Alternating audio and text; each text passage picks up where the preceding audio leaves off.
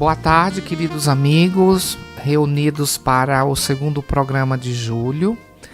Hoje, nesse segundo sábado do mês, eu gostaria de render homenagens a João Guimarães Rosa, que nasceu no dia 27 de junho, né? Portanto, ele nasceu no ano em que nosso querido Machado de Assis faleceu.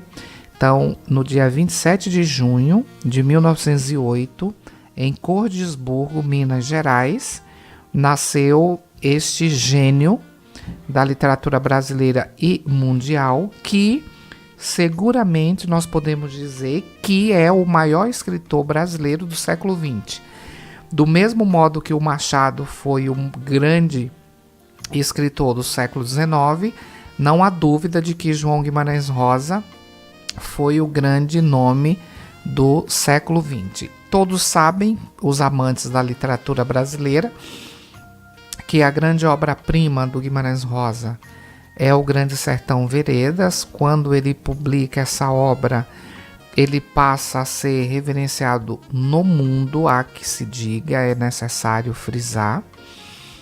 E a obra é uma coisa absurda de boa por vários motivos. Primeiro, porque Guimarães Rosa vai renovar um gênero basicamente morto, que era o romance regionalista. Segundo, a alquimia da palavra, né? Ou seja, o João Guimarães Rosa inventa uma nova língua portuguesa para escrever essa obra revolucionária e importante.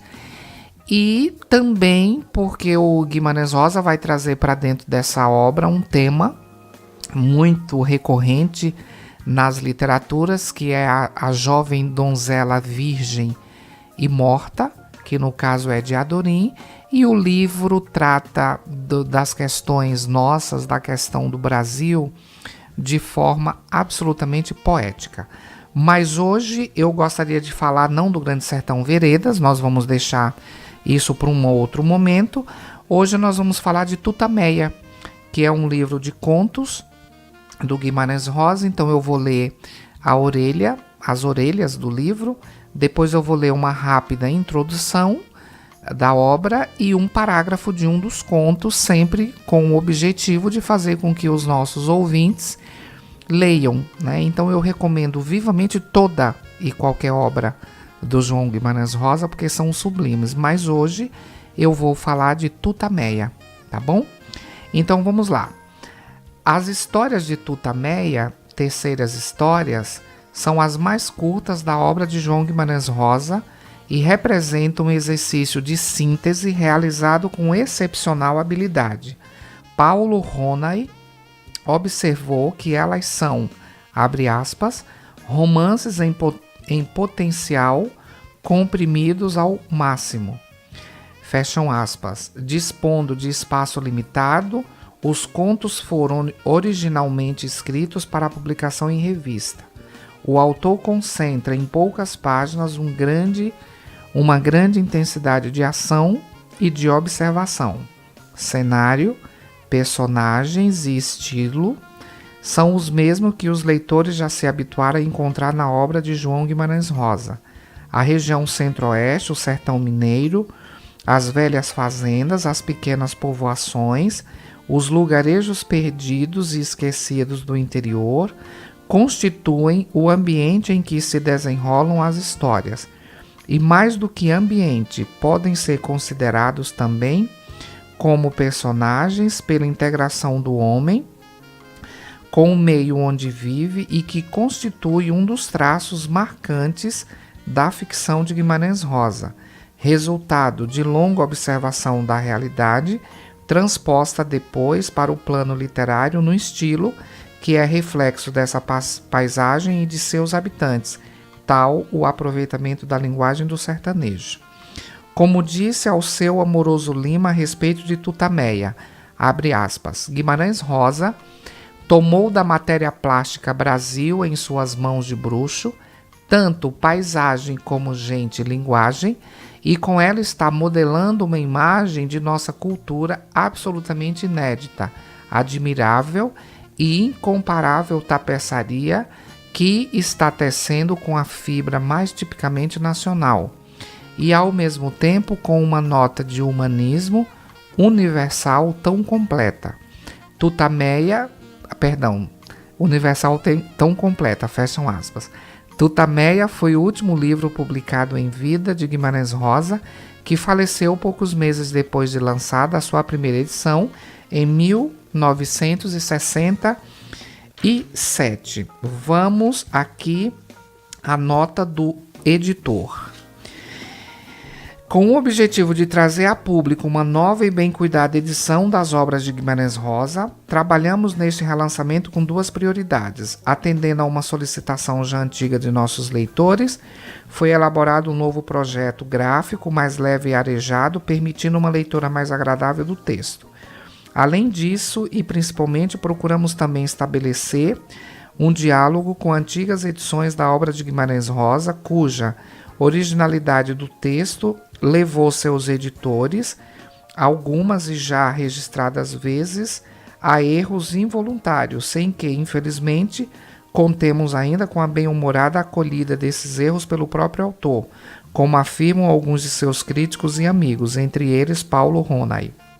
Assim, a presente edição de Tutameia baseou-se no texto da segunda edição da obra, publicada em 1969, sendo feitas apenas porque, posteriormente ao falecimento do escritor, as alterações de grafia decorrentes da reforma ortográfica instituída por lei de 18 de dezembro de 1971, que aboliu o trema nos hiatos átonos e acento circunflexo diferencial nas letras e i o da sílaba tônica de palavras homógrafas e o acento grave com que se assinalava a sílaba subtônica em vocábulos derivados com o sufixo mente e zinho.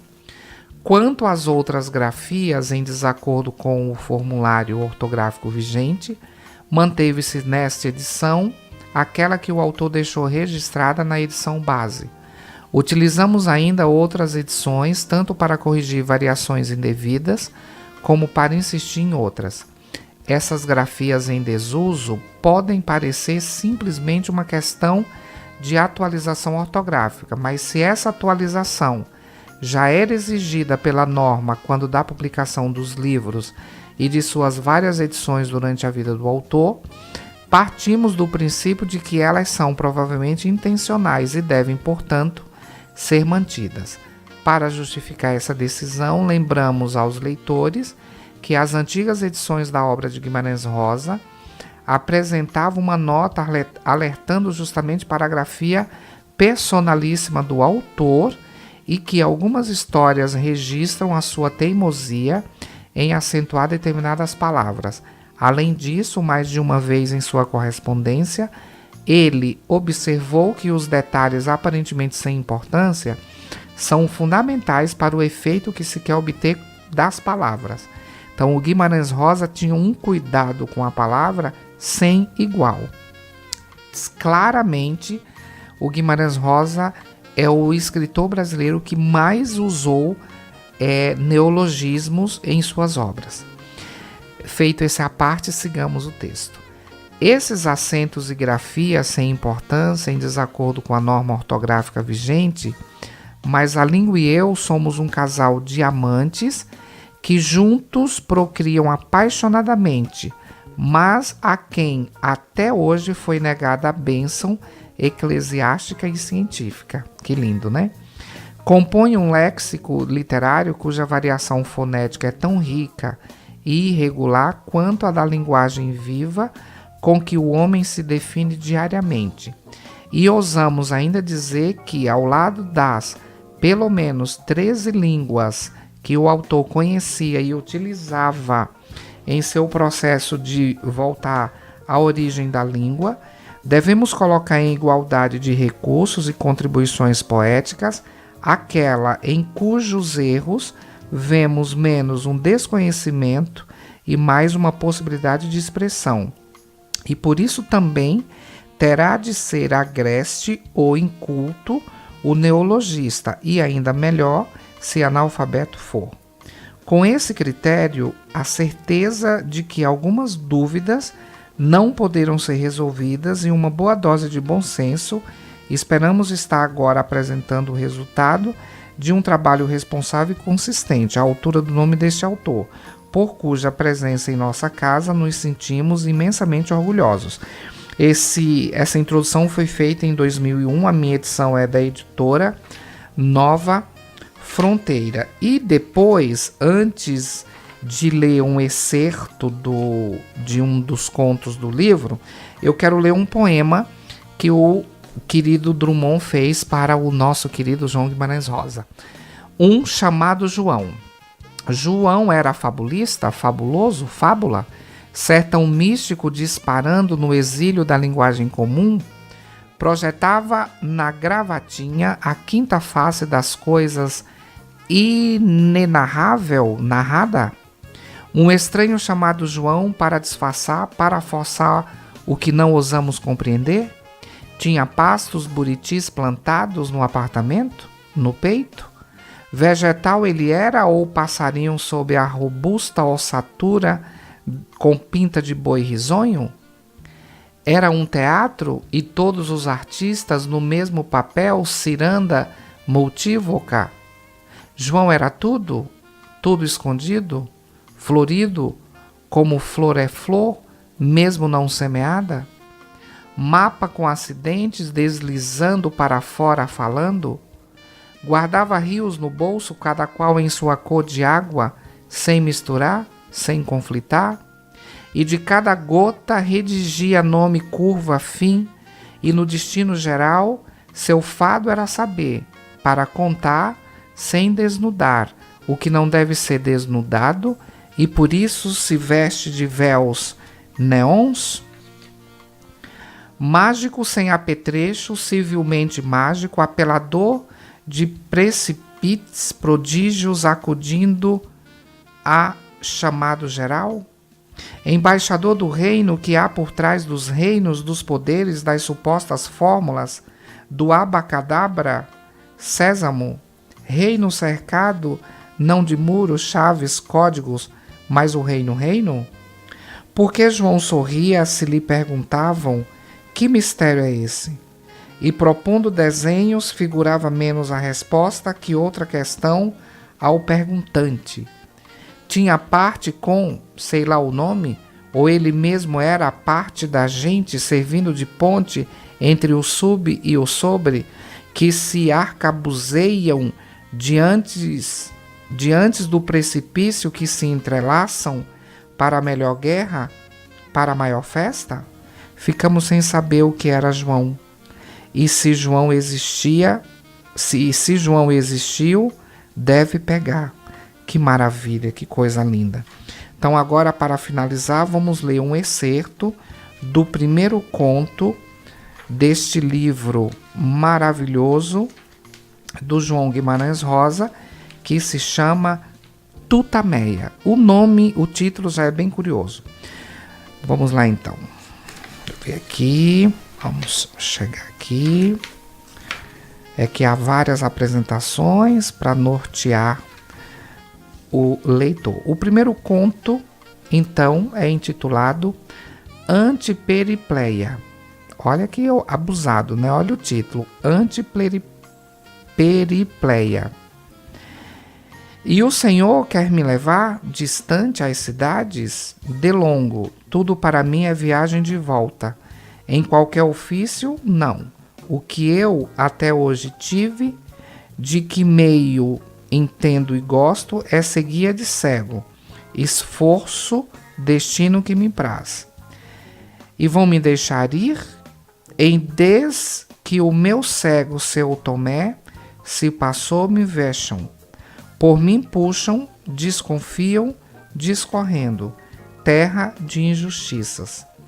Aqui paramos os meses por causa da mulher, por conta do falecido. Então prendam a mulher, apertem com ela o marido rufião, aí esses expliquem de certo o que nem se deu. A mulher terrível. Delegado, segure a alma de meu senhor Tomé cego. Se for capaz, ele amaziava oculto com a mulher. Sa justa, disso alguém teviar, eu provia, e governava. Então fica a dica para esse segundo sábado de julho, a leitura de mais uma obra-prima do João Guimarães Rosa, intitulada Tutameia. Vamos encerrar com Virgínia Rodrigues cantando Sol Negro.